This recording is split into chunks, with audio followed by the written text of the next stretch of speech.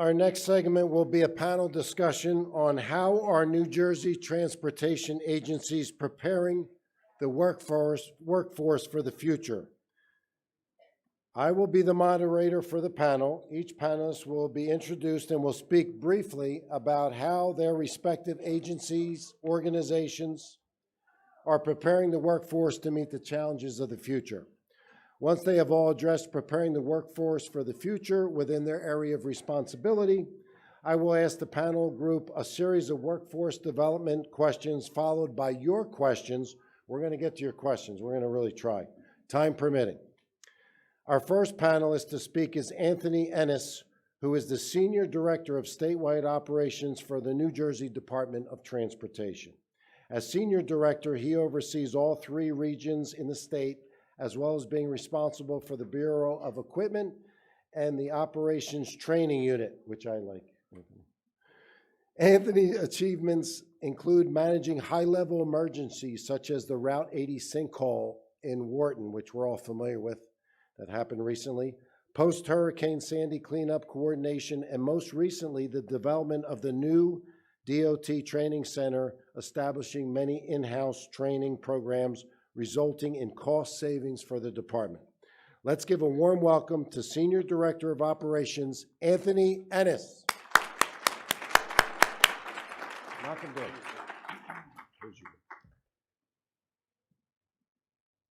Good morning, everybody. Those of you who see me up here are probably just as in shock as my name is on the brochure here, because usually you see me, I'm on an emergency or I'm going crazy. So just a couple things about me. I've been with the department almost 30 years. March will be 30 years. I'm very passionate about my job here at DOT. I've been since I started as a maintenance worker.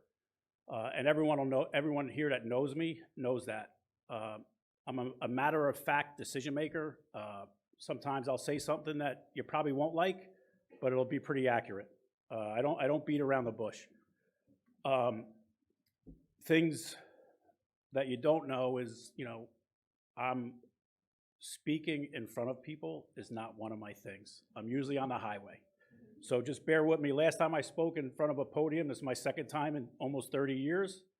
Those who were there know during the service awards. So those who know, and I'll leave it at that.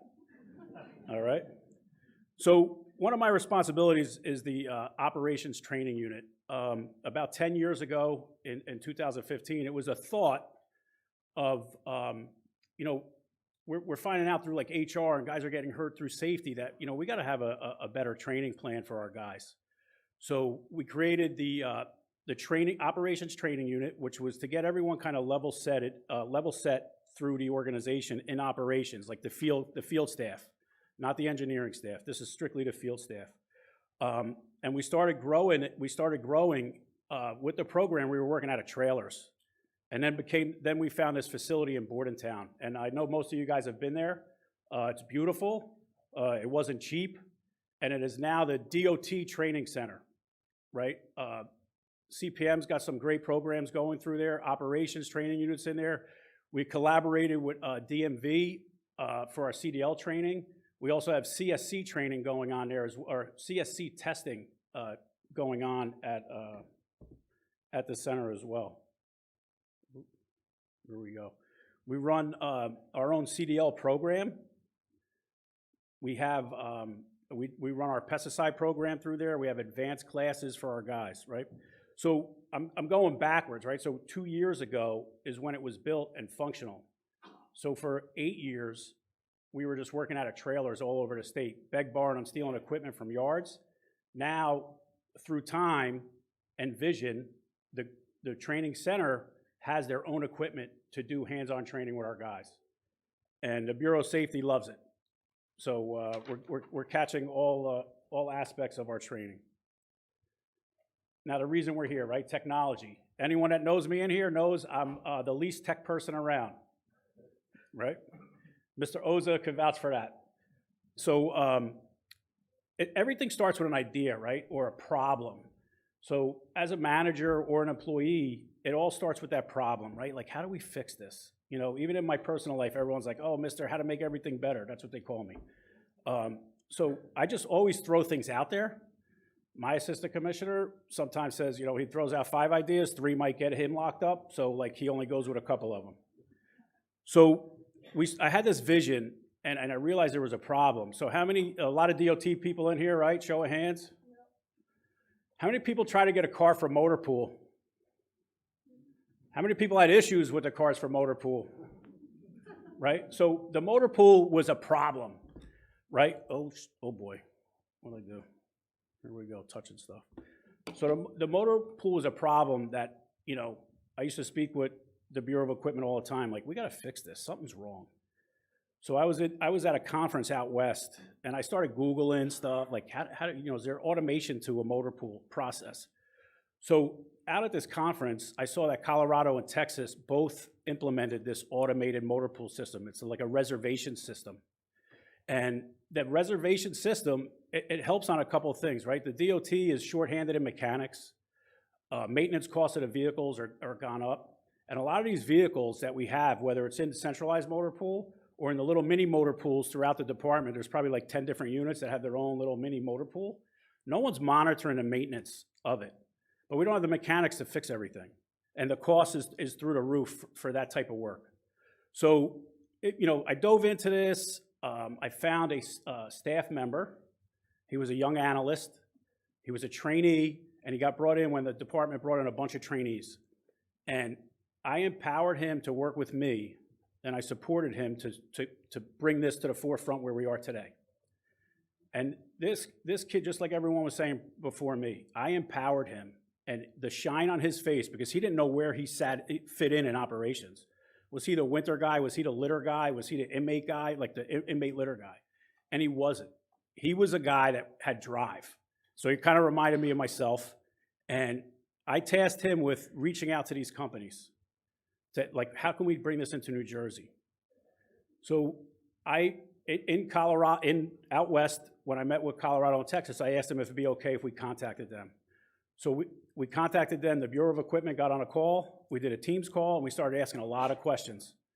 And they were answering them. How'd your implementation go? What was the biggest problems? So we were like problem solving for the future, right? So this was 2 years ago we started this.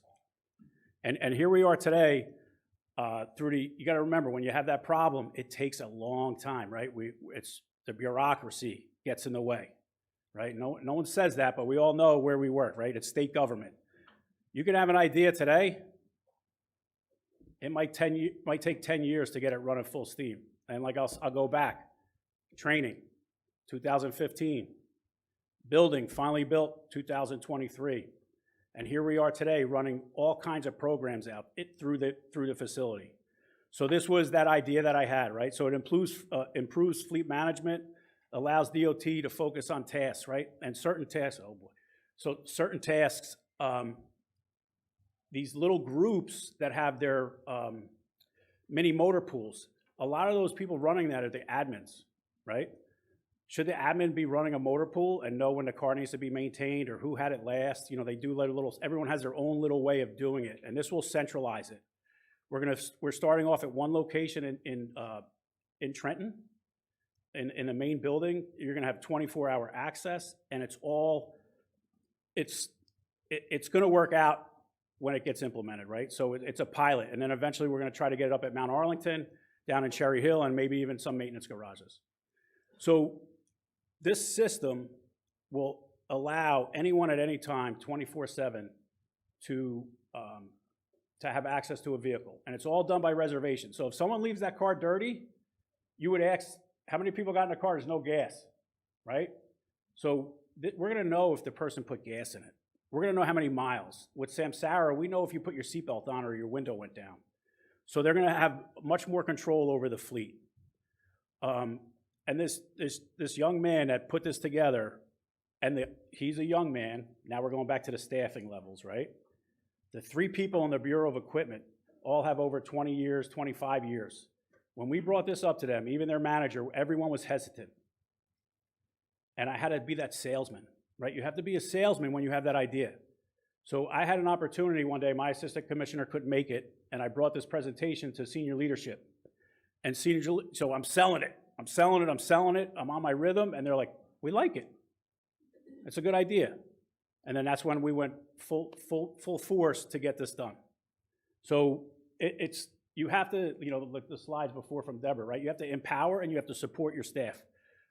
In my career here, since I've gotten into management and prior to that as an engineer, I've always been supported and I've always been empowered to be creative and do things, right? That's why I'm the guy on an emergency, because I'm just thinking like how to get something done and how to make it quicker and better and more efficient for the motoring public.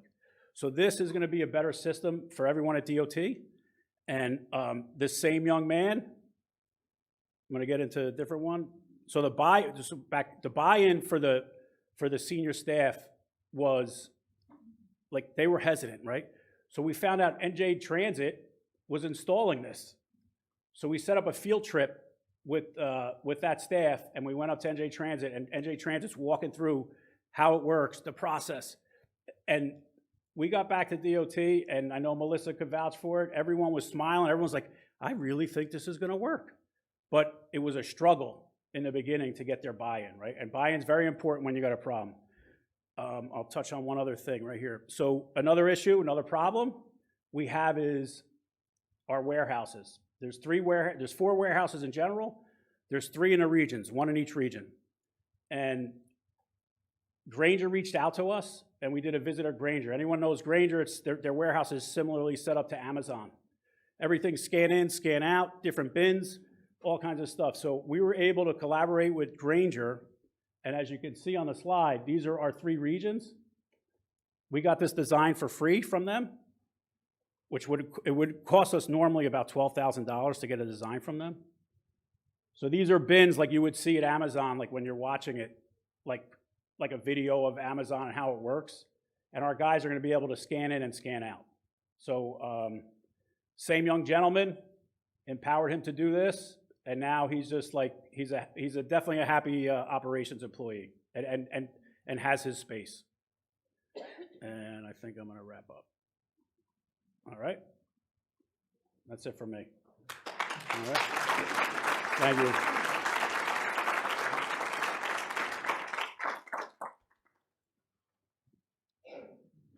Thank you, Director Ennis. Take it from me, I've been doing training for a long time in different facilities and with the DOT for 12 years, and that new facility they have is phenomenal. Definitely raises the credibility and the professionalism of the DOT. So it was a great project for sure. Our second panelist is Rebecca Savelli, Human Resources Manager 2 for the New Jersey Department of Transportation. Prior to her current position, Rebecca honed her skills at the Civil Service Commission, where she worked from 2016 to 2023. Her tenure there equipped her with a deep understanding of public sector HR practices, which she now applies to drive effective human resource management and strategic initiatives at the DOT. Let's give a warm welcome to Rebecca Savelli.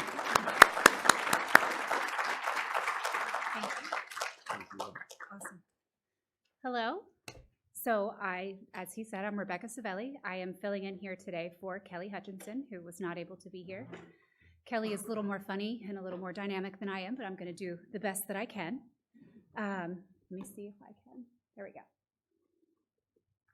Okay, so I'm going to talk about how we're going to get our workforce to the future. So recruitment. It's the first way we're going to get our people. We can't plan for the future if we're not planning to bring new people in. So in recruitment, we do tons of career fairs. We partner with local colleges. We are doing everything we can to expand our reach to get the best people we can to the Department of Transportation. We started using Handshake, which I believe we started using because of transit. So through Handshake, we have found that we can contact students across the country. So just because you go to college in California, it doesn't mean that you may not be interested in coming to work for Department of Transportation here in New Jersey. Maybe you live here, maybe you have family here. So now we're able to contact students all over the country. So in that, we reach out to all of these colleges and get the students in. We recognize that we are a state agency. So what does that mean? We're slow. We're very, very slow. So we wanted to speed that up. So what we did was put into a new plate, or put in practice, contacting the candidates much faster than we did ever before. So from the time that they apply until they're getting contacted for an interview is hopefully maybe a week. Previously, it was maybe a month, 2 months, 6 months. So by contacting them, we're showing them that we're engaged. We're an actual employer. We're not just a black hole where your resume is going to go. Once you get that contact, you're getting scheduled for an interview. Your interview may not be, tomorrow or next week, but at least you have an interview scheduled. Once your interview's completed, we're going to get an offer out to you within a week or so. If you're not getting that offer, we're going to let you know so that there's a lot of transparency. So once we have the people here, they come, they onboard, we need to keep them. So that's going to bring us to employee engagement and employee culture. I put those, they're on separate things, but they go hand in hand. You cannot have one without the other. If your culture's terrible, no one's going to be engaged. If your culture's terrible, no one's going to be engaged. That's the end. So some people, when I came to DOT, everyone was like, it's family, it's a family. It is a family. A lot of people hate when people say that their work is like family. So you can call it whatever you want, but DOT is a community. So we have something for everyone. We try to foster that community by making sure that we are supporting our people. We have events, we have all kinds of things that allow people to come in and find what they like. We have book clubs, we have sports teams, the Coneheads, the bowling team, we have the Toastmasters. Then we do so many employee events to keep our team, or the team, engaged. Backyard Olympics. At what other agency can you go and dunk your senior leaders in a tank? We have Trunk or Treat. Where else can you go to see your senior leaders running around in blow-up costumes? We do everything we can to create that exciting environment. And when you're at these events, you're engaging with people you may not have ever met before. Once you meet them, then you can network with them, you can learn from them. Any conversation you have with any person is going to teach you something. You're going to learn where they work, what they do, who they are. You're also going to bridge the gaps. So Deb talked about bridging the generational gaps. When you make friends with people that you may not have made friends with outside, then you're going to feel more comfortable going to them when you have a problem. You're going to feel more comfortable trying to get that institutional knowledge that they may have. So by having our culture be good and be a community, we're able to allow for that engagement where people are excited to come to work and they want to help our organization grow. Excuse me. We also have tons and tons of heritage committees. We like to promote everyone staying engaged. The DOT pride is unparalleled to anywhere else. I don't know a single other state agency where they have a DOT store, the Pit Stop, shameless plug, where we have so much merchandise. Anywhere I go now, I see people wearing DOT merch. I had no idea how many people worked at Department of Transportation before I came here. Now I see them everywhere I go. So I'm going to move on to employee innovation. Keeping our employees engaged is going to help them to want to innovate. We can't move to the future if we're not being innovative. DOT offers so many programs to help us innovate. We have the PD program. Recently we started a leadership academy, which was quite amazing, recent graduate. We also have Build a Better Mousetrap, programs like this where we showcase our innovation and what we're doing to stay on the forefront. All of these things help us to bring people into DOT, to bring it back to that recruitment. We can't recruit people if we don't have the rest of these pieces. And that's all I have for you today.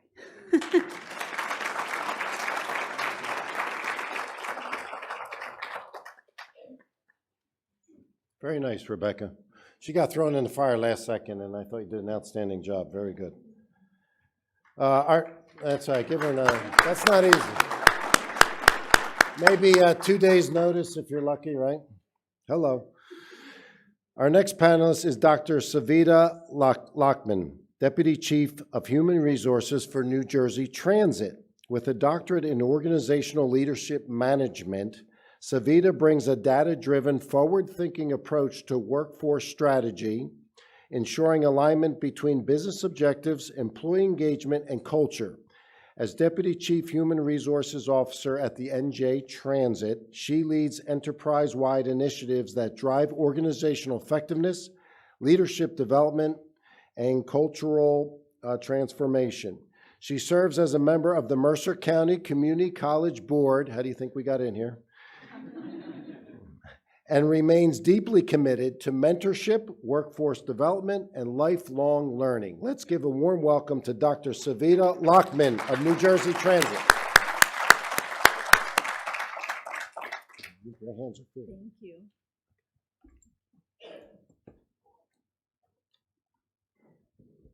Good morning, everyone. It is really a pleasure for me to be here with all of you today. Esteemed pleasure because I work so closely with Rutgers team as well as on the board with Mercer and our NJDOT team, Kelly in particular at NJDOT. So I do want to say, as Deputy Chief of Talent Management at New Jersey Transit, I am there 2.5 years now, and was extremely excited for this opportunity because when I was told to come on board to start the talent management team, and with everything I've done in my dissertation at Drexel University, my doctorate is in organizational leadership effectiveness, and I was like excited because I manage the team of leadership development, our learning management strategy, our performance management, our internship team, our mentorship team, as well as our retention and succession planning team, and our employee engagement team. So together with that group, when I started, I was able to bring on board folks, and anyone gets to know our talent management team, we feel like a startup company because we're always brainstorming on ideas, constantly going up to our CEO and SVPs for stakeholders' approval to move forward with initiatives.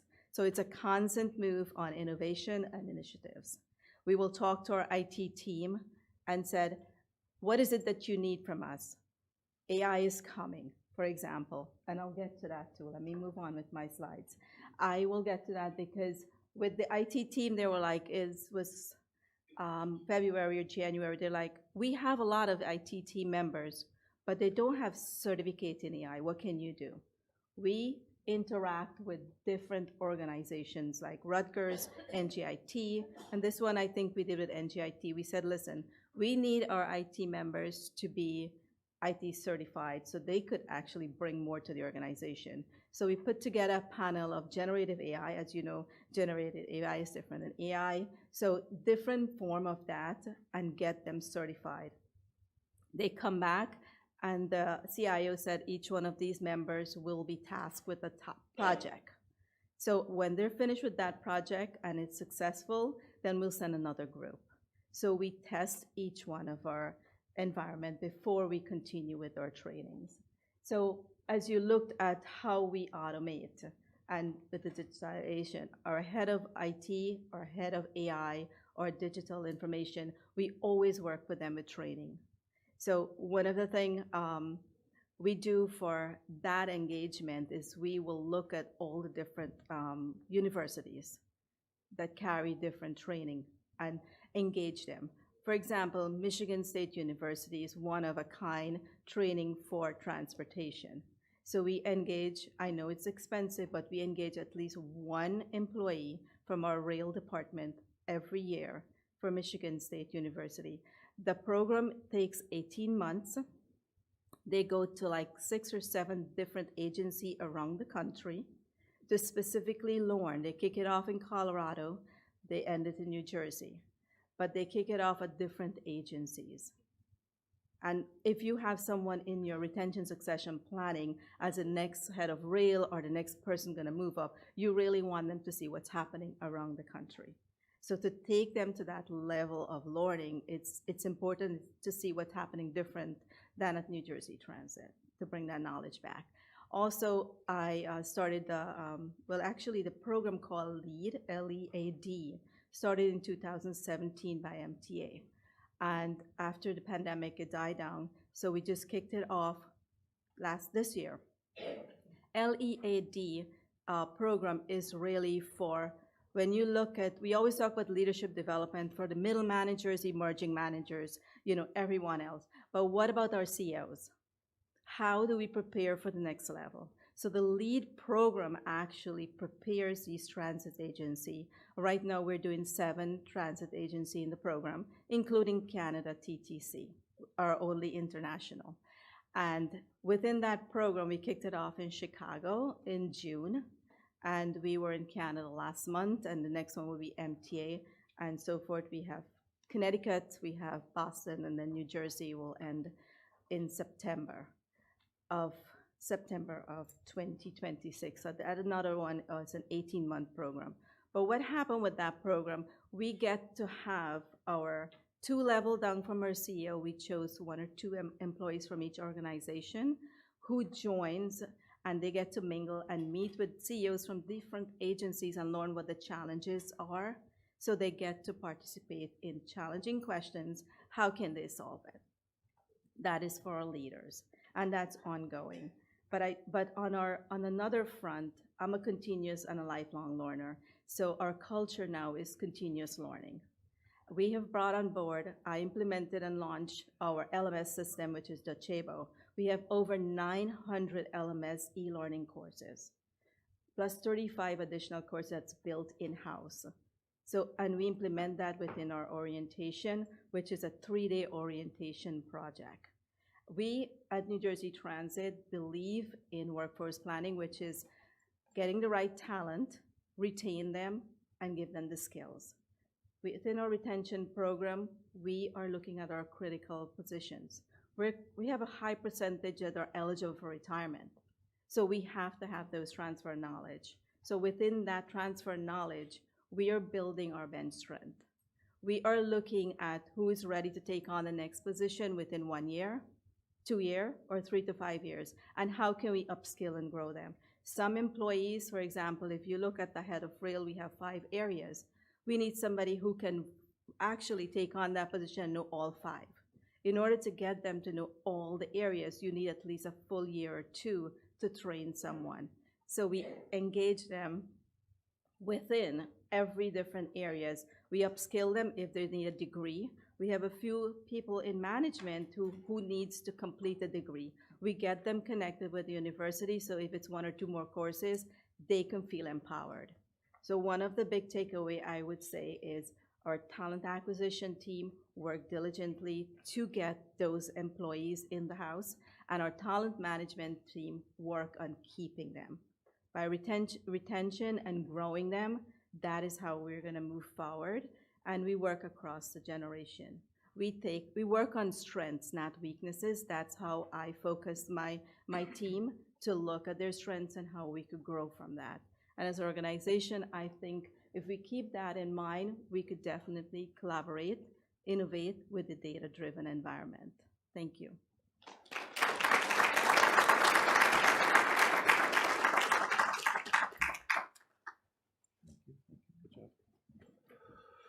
Okay, thank you, Dr. Lackman. Our 4th and final panelist is Kristen Thomas, who is a senior manager within Deloitte's Consulting LLP. She's currently serves as Deloitte's Human Capital Leader for New Jersey and Massachusetts and serves as Deloitte's National HR Strategic Leader. She has served clients across state, local, and federal government, including local and state-level transportation entities.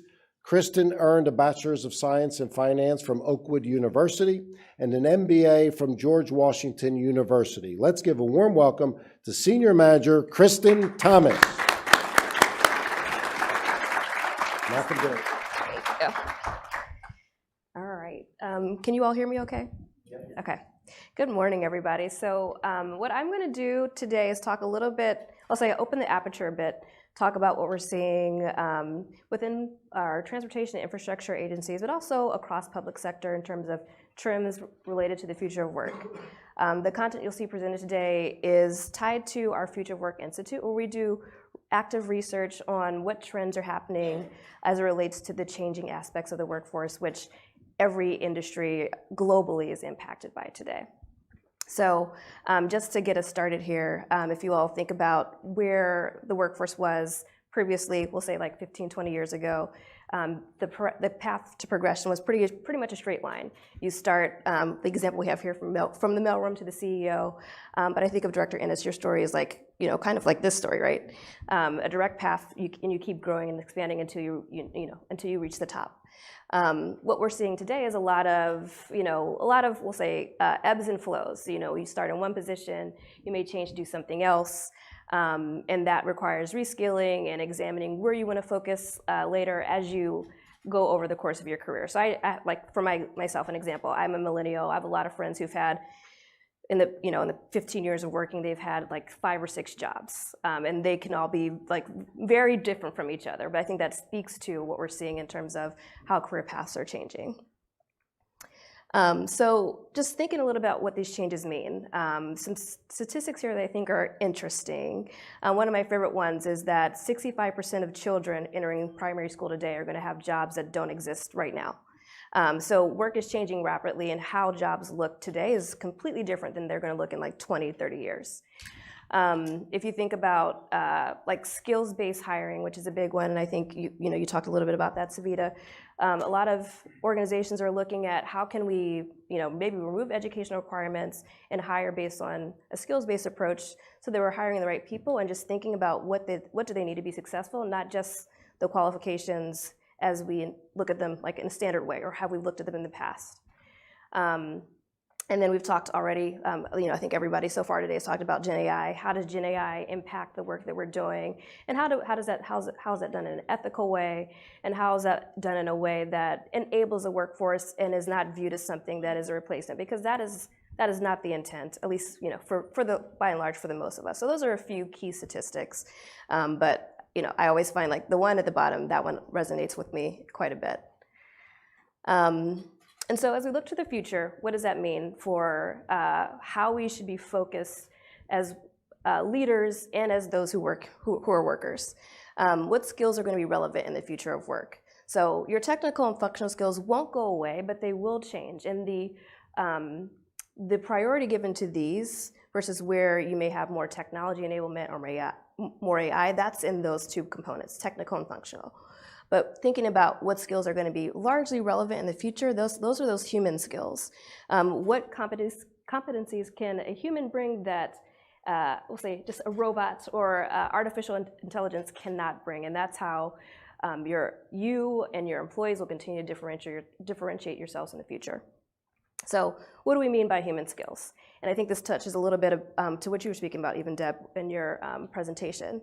So empathy, emotional intelligence, having strong written and verbal communication, agility, resiliency, curiosity, critical thinking, problem solving, logical reasoning. All of these enable somebody to be, a good team member, able to bring a strong customer experience to those who are engaging with people, out in the field, for example.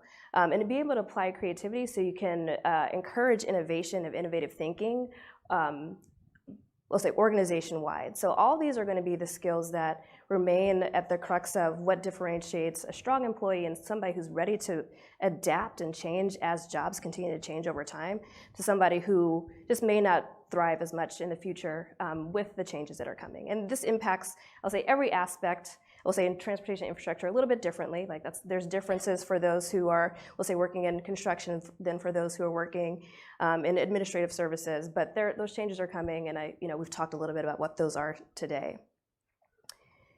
And so then here, I'll say there's 3 key aspects. And I'll say for some of you who've studied future work, this is, I'll say, nothing that is different than what is, I'll say, industry standard. But there's 3 aspects to think about as leaders.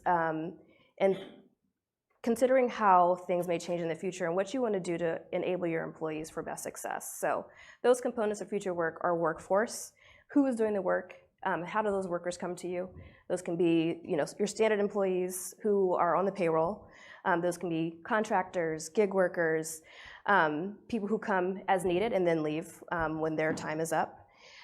What work is being done? So how does the work itself change? We've talked a little bit about that. How does AI influence the work that we do? How do we move to an outcome-based, move to focusing on outcomes versus tasks? And how does technology enable the work that we do? And then finally, the workplace, where work is being done. For some people, like this won't change very much. But for others, thinking about, during COVID, there was a big conversation about hybrid. What does that mean today versus what it meant 5 years ago? Those conversations are continuing to evolve over time.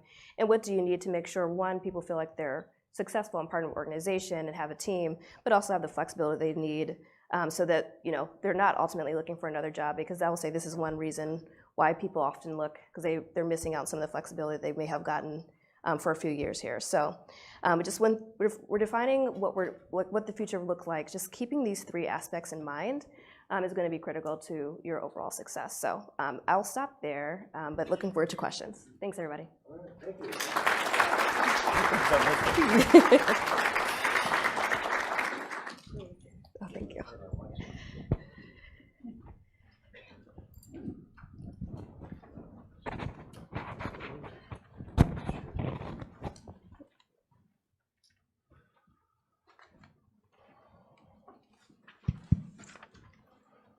Okay, thank you, Kristen, for that introduction. I am now going to ask the panel a series of workforce development questions. Question number 1.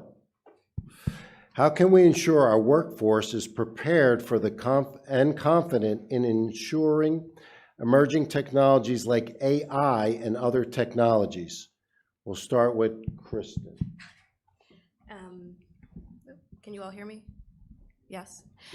So one thing I'll say is the way that I've seen this be successful is by helping your employees see the possibilities of how their work can be enabled with AI.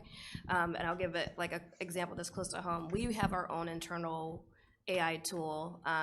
And what we've seen, the struggle with adoption is really people just are like, well, this tool is great. What do I use it as, like the new Google? Like, how does it actually enable work? So providing like really detailed and specific use cases for how that can enable their job, and like doing that by, I'll say, by a profile of a type of job, I think can really help spur adoption, as long as they can see like the art of the possible, or what the capabilities truly are. So I'll say that's one way. Kelly, any thoughts on that, or any? Or I'm sorry. She is Kelly today. Rebecca? I think it's really just getting the buy-in from people, showing them the benefits of it and why it's going to be good for them. People hate change, so showing them why the change is going to be good. Yeah, we all resist change, that's for sure, myself included. Anthony, anything you want to talk about? It's, training first, right? Like you were saying about AI, right? Like your people are coming up and being like, oh, well, how do we, right? Because before you go to how do we, they should be trained first, right? So we don't realize that we lose time when we implement something and we're not training our people first. So I remember a story with the site manager way back in the day. Site manager came out, everyone had to be trained. I got handed a booklet and said, train everyone in operations on site manager, how to pay a contractor. And that's not what has to happen now. And again, what Rebecca said, the buy-in is very important, that we're trying to make the job easier for our employees and more efficient than we're taking their job away. Savita, AI.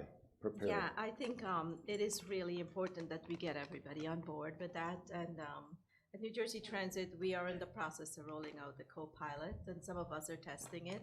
I love it. I use it all the time.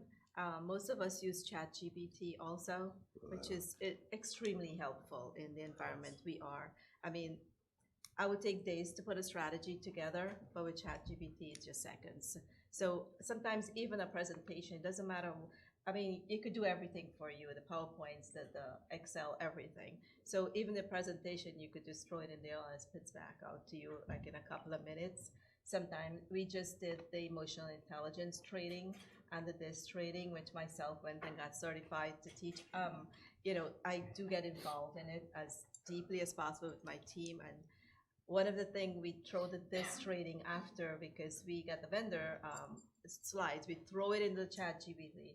It did said, and it was the first time, and it could have been because of the issue with AWS last week. It said it will take like a couple of hours, but it did spit back out a very detailed speaker notes and PowerPoints and everything. I was amazed at the amount of work. It did take a couple of hours. I'm thinking I will, and it gave you the percentage as it was working, but it was a huge presentation, so it did a good job even on something that large. But overarchingly, everything that we do, we try to integrate or I'm a facts person and so is my team, so we do more research and facts before we could present something.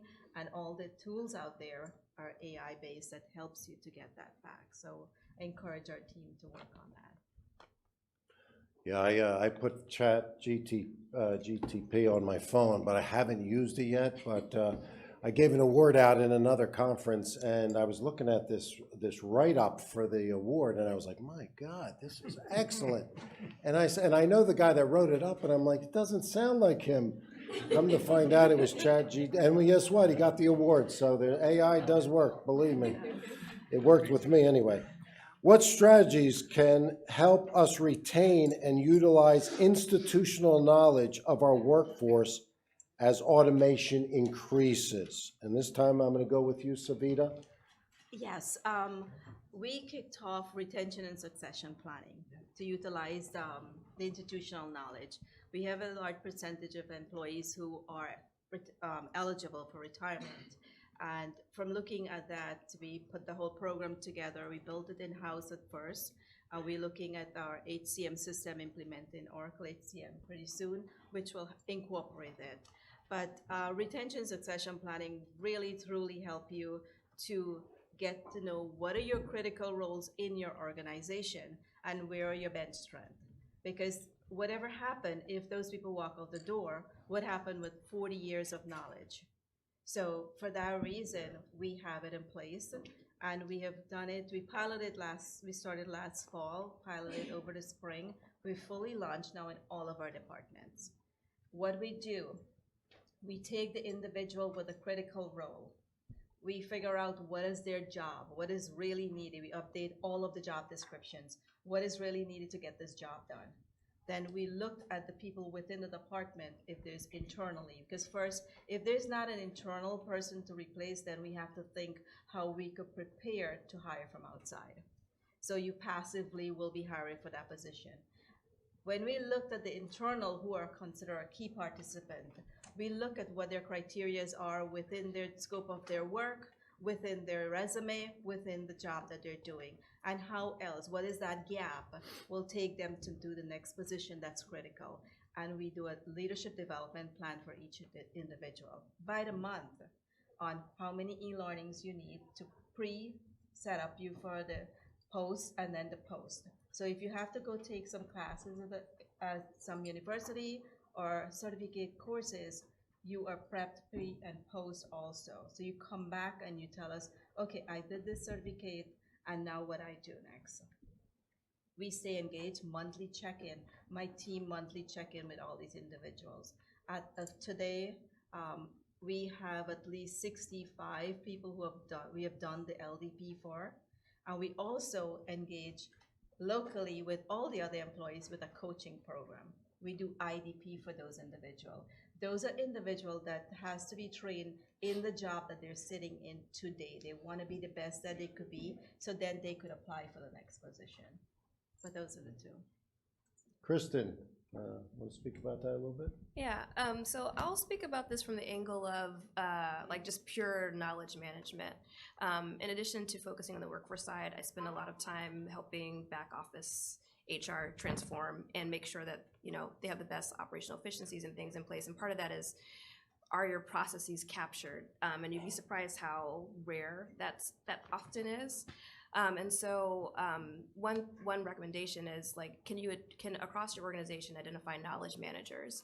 And these are people that are responsible for, this is not a full-time role, but responsible for making sure practices, not just policies, are documented, so that when you have folks retire or transition to new jobs, no information is lost in terms of how the work is being done. So I'll say I talk to a lot of clients about this often, and I'll say, taking that a step further, being able to have established centralized repositories, whether that's a shared drive or something more advanced from a technology solution, where that's housed so everyone can readily access it, so you don't lose any time when your employee landscape changes a bit. So.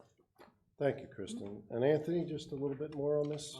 I find, like, in training, we get the best result when we put a senior staff member with a tech savvy younger employee, and we feel like they really start to pick up what the technology is about.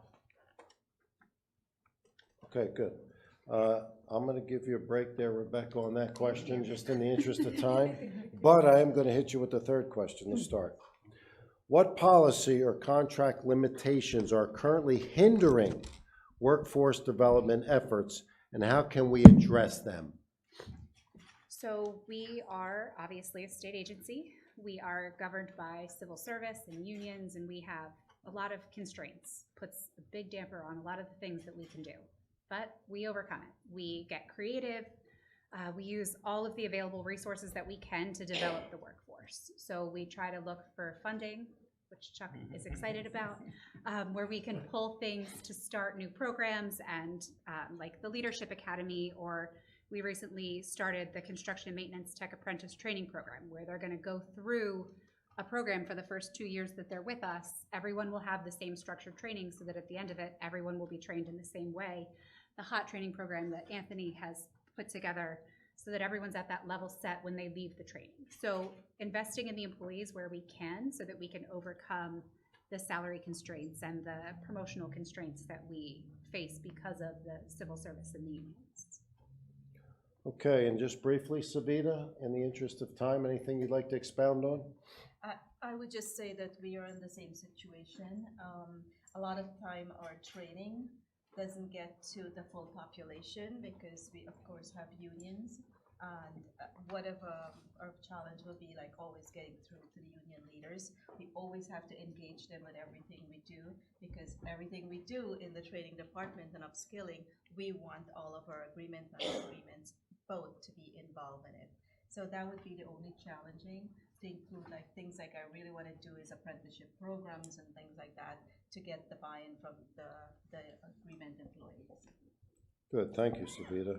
Anthony, in 30 seconds? So I'll be a matter of fact, right? The procurement process, OIT, Chuck, sometimes budget, and contract, and Catching a double lot of plug. heat.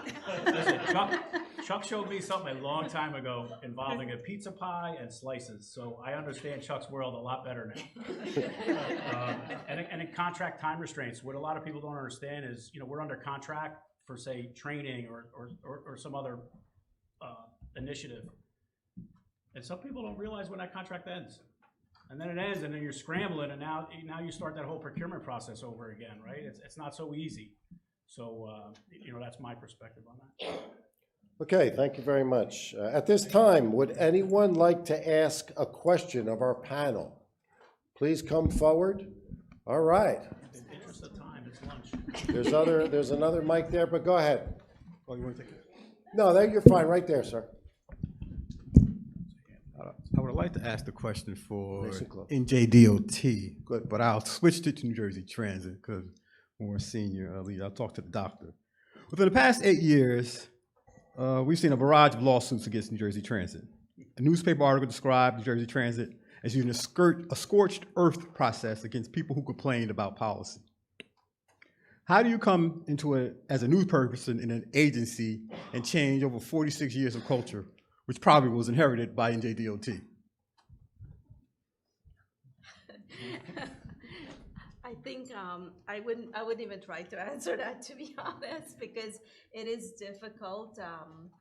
Our focus in our organization, our HR team, is to include, you know, not just our employees who are asset, but our communities that we serve also.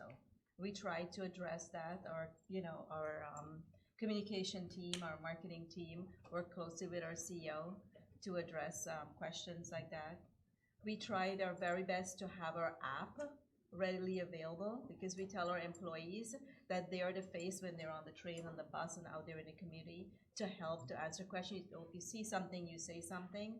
So I brought that training on our LMS and included in our orientation. So our employees are more aware of what they could help when they're out and about and they see a situation.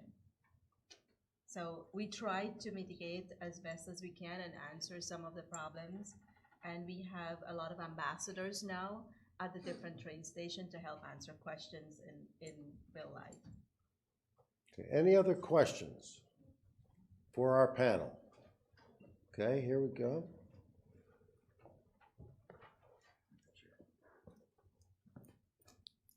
3 to 5 business days later, I made it to the microphone. My question is, we were talking about AI, and I am full of opinions about AI. I will just preface that. But there is no governing of AI at this point, really.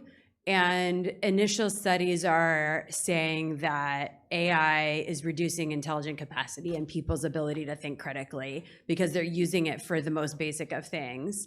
If we're trying to embrace this technology, #opinions, and I don't want to sound like a boomer who's like, yeah, technology, but at the same time, this is clearly showing indications of harm for critical thinking capacities. What is the plan or thought process behind trying to utilize something and balance it with critical thinking skills for people who can't even write a simple email at this point? Thank you. Who would like to field that question? I mean, I can start. That's a good question. I think It's a great very good question. It's a great question.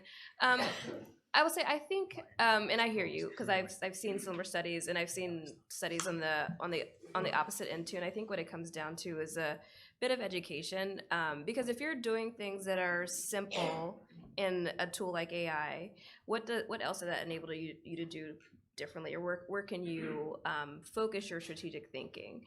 And so I mentioned briefly when I was doing a presentation, like ethical use of AI too, because I think there's also, like, there's not just thinking about how do you make sure people are using this as a tool to enable them rather than a tool that replaces all the work that they do, because I think we've also seen people like, oh, I can do this AI, here's the AI, I just did an AI, here it is, and you're like, oh, this is not good, because you didn't take it and look at it and like assess where you can make it or change it and make it sound human or things of that nature. So I think that education piece is part of it, but also as we think about using AI ethically, how do we also help organizations have parameters, or even just think through, now that we have AI, what does that mean for my workforce? I don't just need to like let go of 10% of the population because I can do things 10% more efficiently. What else do I do to help better like our public service, better how we interact with our constituents, like things of that nature.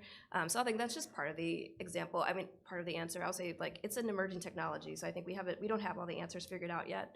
But I'll say, and like what I try to coach clients through, that's how we're approaching it. Thank you, and it's a great question. And education is the key to it, I would say. I looked at AI as something to help us work get better, and to embrace it. Look at it positively. And one of the things we are doing to engage all of our employees, we're working closely with Rutgers University and UITP. It's an international organization, and they have bringing their training to us at Rutgers Kate. We've done each year, the last 2 years, 5 classes where we have all of our employees would register who wants to attend. And some of the courses are what's happening around the world. What is Hong Kong doing with their transportation system? How is it innovative? And you get to see how fast you could get through the process with your ticketing from comparing to what we're doing at New Jersey Transit. So we get to educate our employees from a different perspective. Not telling them you just have to do emails or spreadsheets or Excel, but how does it help us as an organization and our community to be more efficient and get data? The data part help us to figure out how can we be better? How can we do things differently? So if you take it into that perspective, you'll get more curious and want to know more about it. How much more can you help us? Do you think that people, thank you, both of you. Do you think that, one more half question, do you think that there's going to be some sort of parameters that are going to be set around utilizing it, especially with government work and the safety? And where do you think that should come from? Do you think that should be driven by the state, or do you think it's a bigger thing, or do you think that's dependent on each organization to come up with themselves? Thank you. That's a great question. I know for New Jersey Transit, our cybersecurity team is on top of that stuff. I mean, there's so much firewalls and everything that they're doing on their end, but I think it will be bigger than that. There have to be a lot of policies done on a very higher level to secure what needs to be taken care of. Thank you. Okay, thank you. Those are great questions. I would like to thank these very qualified transportation leaders on our panel today for sharing their intimate knowledge and expertise regarding preparing the workforce for the future. Let's give them a round of applause.